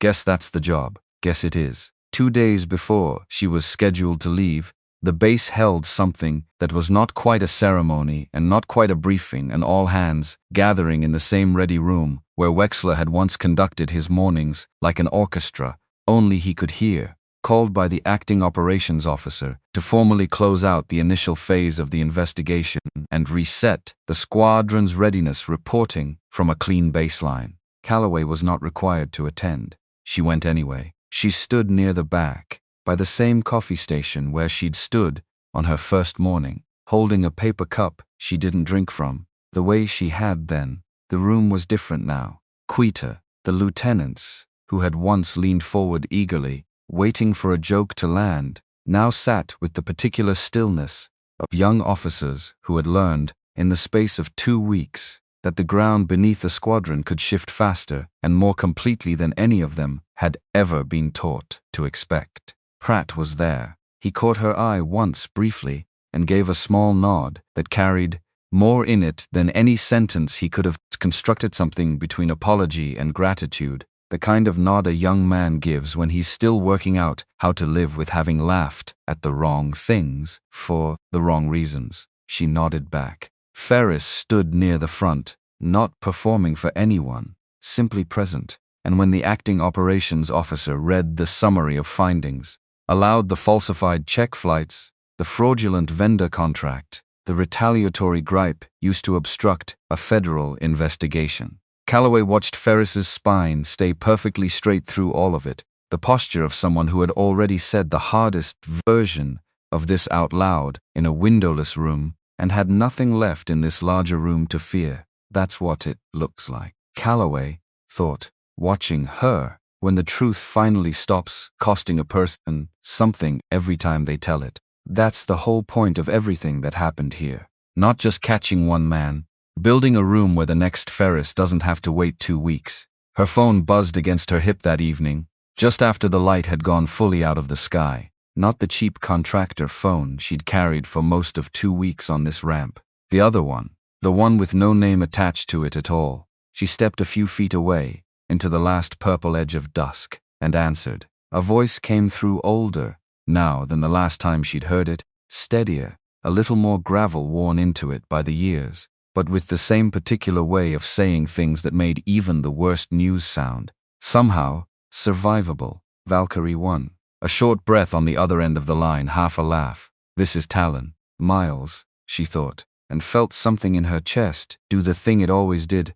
At the sound of that voice, an old debt, an old fear, an old gratitude, all arriving at once, tangled together, the way they had been tangled together for 5 years and would probably stay tangled together for the rest of her life. "You survived a night that should have killed you Because I turned a wounded jet around instead of running for home. I don't think either of us has ever quite finished paying that back and forth to each other. I don't think we're supposed to. They need you in the Pacific, he said. No preamble, because there had never once, in 5 years, been a need for preamble between the two of them. There's a carrier, there's a problem, a pause, and she could hear, even across the line, the particular weight of what he wasn't saying yet. There's exactly one name everybody upstairs keeps saying, and it's yours. Another breath. I told them I'd ask. I'm asking. Give me the shape of it, she said. Same shape as always, he said. Somebody's numbers look too clean. Somebody upstairs finally got uncomfortable enough to ask why. A pause. You've got a reputation now, Mercy. Whether you wanted one or not. I never wanted one, she thought. I only ever wanted the truth to cost less than it currently does, for the people standing closest to it. If that turns into a reputation along the way, I suppose I can live with the trade. On my way, she said. She closed the phone. The evening before she left, Calloway walked the flight line one final time. Alone, in the cooling air, past the jet that had told the truth the morning it mattered most, past the trailer where she'd worked out of, for 2.5 weeks, the folded paper clipboard still sitting on the desk inside, because she'd decided, somewhere in the last stretch of days, to leave it there. Let the next person who worked out of that trailer find it. Let them wonder, briefly, what story it belonged to, before somebody eventually told them. The ramp was empty now. The crowd, the phones, the laughter that had once arranged itself around Wexler like weather he'd built for himself, all of it gone, dispersed into the ordinary business of a base slowly, carefully, learning to trust its own paperwork again. Brasco was waiting at the end of it, by the fuel pits, where the loudspeaker hung silent now on its pole. He came to attention as she reached him, saluted. This time she stopped, returned it slow and exact, holding his eyes. You did the right thing, she said, when it was expensive. Most people don't. Most people wait until it's free. A pause. You're the reason 31 ghosts get their names back, instead of staying buried in a filing cabinet nobody ever opened. Wasn't just me, ma'am? No, she agreed. But it started with you. Somebody has to be the first one who decides the truth is worth the risk. Everybody else just follows the trail that person leaves behind. A small, private, almost smile. You left a very good trail, Chief. His jaw worked again, the way it had the first morning. The way it apparently always did when he was holding something back, he wasn't quite sure how to say out loud. Ferris asked about you, he said finally. Wanted to know if you'd be around. To talk to. Sometime. She won't need to, Calloway thought, feeling something warm and quiet settle in her chest. Not really. Not the way she thinks she does right now. She already did the hardest part herself in that interview room, with nobody standing behind her. That courage is hers now. It doesn't come from me. It never did. Tell her she already has everything she needs, Calloway said. She proved that 2 weeks ago. Before I ever climbed into that cockpit. Brasco nodded slowly, and for a moment neither of them said anything else. The silence between them, the comfortable kind. The kind that only exists between two people who have already told each other the truest things they had to say, and don't need to fill the quiet with anything smaller. Chief, she said finally, 30 years on a flight line. You ever think about what you'd have done if I'd never shown up? He considered that for a long moment, looking out over the dark ramp. I'd have kept chewing my gum, he said, and kept signing off on jets I had a bad feeling about, and kept telling myself 30 years of good instincts don't mean anything if you can't prove what they're telling you. He shook his head slowly. You didn't just catch Ashby, ma'am. You gave a lot of us permission to trust what we already knew. That, Calloway thought, might be the truest thing anyone has said to me this entire assignment. Take care of this ramp, Chief, she said. It's earned a little peace. Yes, ma'am. The car was waiting at the edge of the ramp when she walked toward it, her worn gloves in one hand, her bag over the other shoulder, the desert cooling fast now around her, the way it always did the moment the sun finally committed to being gone. She paused at the door, looked back. Just once a small departure from her own rule, the rule she almost never broke, because some evenings earned the exception. The flight line stretched out behind her under the rising stars. Quiet now in a way it had never been quiet during her first 3 days here. Not the enforced silence of fear. Something closer to rest. the particular quiet of a place that had finally stopped lying to itself. 31 ghosts, given their names back, she thought. One young lieutenant who'll never again wait 2 weeks to say the true thing out loud. One 30-year chief who finally got to be the hero of a story, instead of just the man who signed off on somebody else's. And one desert base that will, for a long time after I'm gone, remember exactly what it cost to underestimate a woman with a clipboard and a laminated card turned backward. They don't call me that anymore. I don't imagine they ever will again. She climbed into the car. The door closed behind her with a soft final sound. Gravel crunched under the tires as it pulled away, headlights cutting twin cones through the deepening dark. Behind her, Redstone Flats shrank slowly into the shape of ordinary lights on an ordinary horizon. One more base, one more chapter, one more place she had walked into as nobody and walked out of as something that would live for years after her own memory of the specific dates had started to blur. Ahead of her, past the windshield, past the last low ridge of mountains going black against a sky just beginning to fill with stars, there was a carrier somewhere in the Pacific with a problem that needed exactly one name. She thought of her father, one last time, the way she always let herself in the final minutes before a new assignment swallowed her whole. Machines don't lie, he'd told her, years before any of this. In a hangar that smelled almost exactly like the one she'd just left. You learn to trust the machine.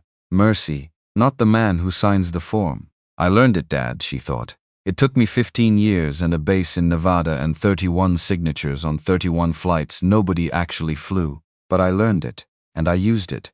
And somewhere tonight, a lieutenant who almost didn't speak up is going to sleep without the particular fear she's been carrying for 2 weeks. That has to be enough.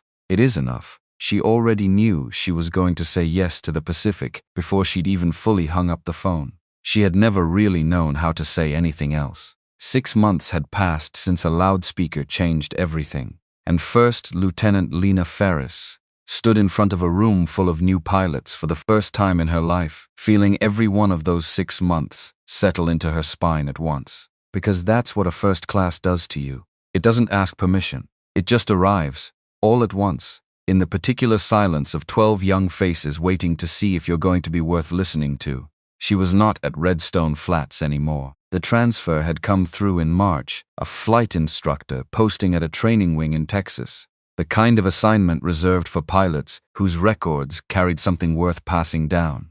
Hers carried a formal commendation now. It also carried, tucked quietly into the narrative section, nobody read out loud but everybody eventually found, the story of a gripe she'd signed off 2 weeks too late, and a woman named Valkyrie, who had taught her, without ever once raising her voice, that late was still better than never. Ferris had read that narrative more times than she wanted to admit.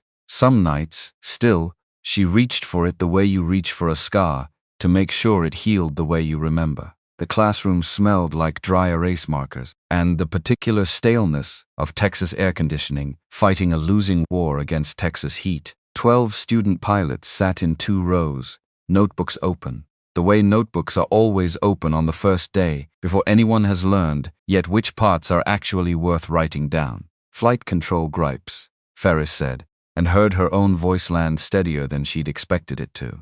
We're going to talk about them today. Not the technical side. You'll get that in systems. I want to talk about the part nobody puts in the manual. A young man in the second row shifted in his seat. Second Lieutenant Danny Osi, according to the roster, in front of her 23, fresh out of pilot training, the particular brand of confident that hadn't yet been tested by anything that mattered. What part's that, ma'am? He asked. The part where somebody with more rank than sense tells you your fear doesn't count, Ferris thought. The part where you fly anyway, because the alternative feels worse than the risk. The part where you spend 2 weeks lying awake wondering if you're the reason something goes wrong, before you finally understand you were never the problem. The system was. She didn't say all of that, not yet. She'd learned, in 6 months, of standing in front of rooms like this one, that some lessons had to be earned in stages, the way trust always did. The part where you're right, she said instead, and somebody tells you you're not, and you have to decide, right there, in that moment, whose version of the truth you're going to fly on. The room went quiet in a way that told her the question had landed somewhere real. She told them a version of it. Not the whole story, some of it still belonged only to her, to the interview room, to the particular shaking of her own hands that she'd had to learn to live with before she could teach anyone else about courage. But she told them about a jet, with a hesitation in the stick response that shouldn't have been there, about being told to fly it or lose her wings, about flying it anyway and getting lucky, and understanding only much later, only after somebody else showed her what courage actually looked like, up close, that getting lucky wasn't the same as being right to fly. There was an evaluator on my last base, Ferris said. Everybody underestimated her. For days, called her names, made her feel like she didn't belong on the flight line at all. She paused, letting the room sit in that a moment. Turned out she'd flown missions most of us will never be cleared to hear about. Turned out she'd been quietly proving fraud the whole time everybody was laughing at her. OC leaned forward slightly. What happened to her? She flew away, Ferris said. Same as she always does, I think. Somewhere new needed her more than we did by the time she left. And somewhere, right now, Ferris thought, she's probably standing on a ramp exactly like this one, teaching somebody exactly like Danny OC, the same lesson she taught me, without ever once raising her voice. That's the thing about people like her. They don't just fix the one problem in front of them. They leave you carrying pieces of the fix long after they've gone. The lesson, Ferris said, out loud now, to the whole room, isn't that you'll always get believed the first time you speak up. Sometimes you won't. Sometimes you'll get laughed at. Sometimes the person you report to will tell you you're being dramatic. She let that land before she continued. The lesson is that the truth doesn't stop being true just because somebody with more rank refuses to hear it. And eventually, not always fast enough, but eventually it gets heard by somebody who matters. She looked around the room at 12 faces that had come here to learn how to fly airplanes and were instead, this particular Tuesday morning, learning something that would matter far longer than any single flight ever could. Your job, she said, isn't just to fly the jet, it's to protect the truth about the jet, even when it costs you something. Especially then. After class, OC lingered by the door, notebook clutched against his chest in the particular way of a young officer who has a question he isn't sure he's allowed to ask. Ma'am, he said. The evaluator. Did she ever come back? After she left? Ferris considered the question longer than it probably warranted. Once, she said. About 4 months after the investigation closed. I got a letter, she smiled, small and private. No return address, just her handwriting, which I'd have recognized anywhere by then, small, square, exactly the kind of handwriting you'd expect from somebody who never wasted a single word on anything that didn't need saying. What did it say? Ferris had read that letter enough times to recite it without looking, but she still reached for her wallet, where a folded, worn square of paper lived behind her ID card, and opened it carefully, the way you open something that's earned a little reverence. Lieutenant Ferris, it read. I heard about the instructor posting. Good. The Air Force needs more rooms where the truth gets taught early instead of learned the hard way, the way we both learned it. You already know the hardest part of this job isn't flying the airplane. It's teaching somebody else that their fear is data, not weakness. Teach that first. Everything else follows. V. She folded it back up, slid it back behind her ID card, where it had lived for 4 months and would probably live for a great many more. That's it? OC asked. Just V. That's all she ever needed to sign, Ferris said. By the time you've earned the right to know somebody's whole name, you usually already know everything that matters about them anyway. That evening, Ferris drove out past the edge of the training wing to a stretch of flat Texas road where the sky opened up wide and gold, the way it always did in the last hour before dark, and she thought about Master Sergeant Owen Brasco and whether he was standing on some ramp right now, doing exactly what she was doing here, quietly, making sure the next generation didn't have to learn the hard lesson the hard way. She had written to him once, a few weeks after arriving in Texas. He'd written back within a week, short, characteristically blunt, the kind of letter you'd expect from a man who trusted actions over words on principle. Redstone's different now, he'd written. Not perfect. Nothing's ever perfect once you've seen what it can hide. But different. Nobody laughs at the clipboard anymore. Nobody laughs at anybody who's just trying to do the job right, actually. Funny how fast a culture can change once people understand what it costs not to change it. You did good, Lieutenant. Don't let anybody tell you different, not even yourself on the nights you doubt it. Brasco, she'd kept that letter too. She was starting to understand, 6 months into a career that had nearly ended over a single grounded jet and a single moment of courage, that some words were worth keeping the way you kept anything precious, not because you needed to reread them constantly, but because knowing they existed, folded somewhere safe, made the hard days easier to survive. Word had reached her, second-hand, filtered through channels that moved slower than official news, but somehow always arrived eventually, that Dean Ashby's court-martial had concluded that spring. Convicted on all counts: fraud, falsification of official records, obstruction of a federal investigation, dishonorably discharged. A sentence that would follow him for the rest of whatever came next in his life. In the particular way, disgrace follows men who spent years believing their own cleverness would protect them forever. Grant Wexler's story had ended quieter, the way these things sometimes did: a formal reprimand, a transfer to an administrative post far from any flight line, the slow public erosion of a reputation that had once run entirely on other people's laughter. She'd heard, from someone who'd heard it from someone else, that he didn't talk about Redstone Flats anymore, that when people asked, he changed the subject. Good, Ferris thought, watching the last color drain out of the Texas sky. Let him carry that silence. Let it be the loudest thing about him, from now on. Ironclad Aerospace Supply had been dissolved entirely, its executives facing federal charges that would take years to fully resolve, its contracts across 4 installations quietly, thoroughly unwound and replaced with vendors who had actually earned their certifications the honest way, the expensive way, the way that cost money and time but never, ever cost a pilot's life. 31 ghosts, Ferris thought. The phrase Calloway had used once, in a trailer, with the light going orange through a narrow window, arriving in Ferris's memory the way it sometimes did on evenings like this one. I wonder if she still thinks about them. I wonder if she counts them the way I still count the 2 weeks I stayed quiet.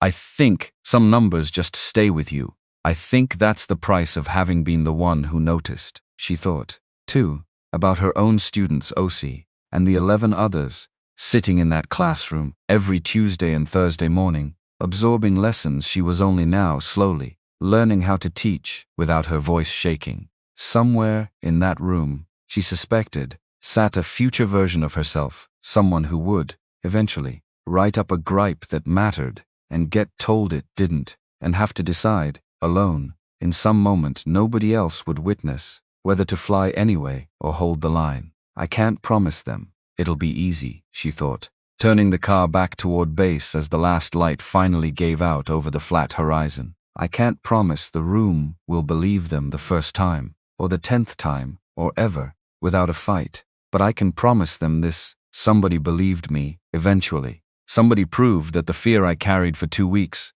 wasn't weakness. It was exactly the kind of attention that keeps people alive. If I can just get one of them to remember that, on the night it actually matters, that's enough. That's the whole job, really. Passing forward the thing somebody else once gave you for free, at exactly the moment you needed it most. She kept the letter in her wallet for years afterward, through 2 more postings, through a promotion that came with its own weight of new responsibility, through mornings that tested her the way Redstone Flats once had, and mornings that didn't test her at all, which she'd learned by then to be equally grateful for. She never learned Calloway's next assignment, not really, only fragments, second-hand, the way you learn about people who move through the world, leaving quiet effects behind them rather than loud announcements. A carrier in the Pacific, a supply irregularity uncovered somewhere near Guam, a base in Alaska, briefly, where somebody mentioned a woman matching the description who'd shown up asking careful questions about maintenance logs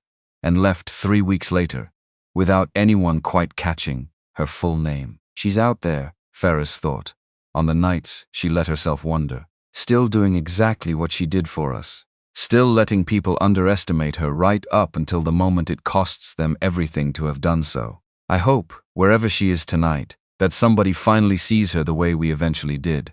Not because a loudspeaker forced them to, just because they looked closely enough, on their own, to notice what was standing in front of them the whole time. She didn't know, and would probably never know, whether that hope ever came true, but she taught her Tuesday and Thursday classes anyway, every single week, the same lesson in a dozen different shapes, that fear was data, not weakness, that the truth outlasted whoever tried to bury it, that somewhere on every flight line in the country was a person quietly counting the things nobody else had bothered to notice yet, and every few months, when a new class filed into her classroom for the first time, she found herself glancing toward the back row, toward the folding chairs near the coffee station, the place where she herself had once stood, arms crossed, watching a woman nobody believed in write calmly in a small notebook, while an entire flight line laughed at exactly the wrong person. She never told her students to watch for someone like that. She simply taught them to become some like that, themselves, one careful lesson at a time, and let the rest, the way Calloway always had, take care of itself.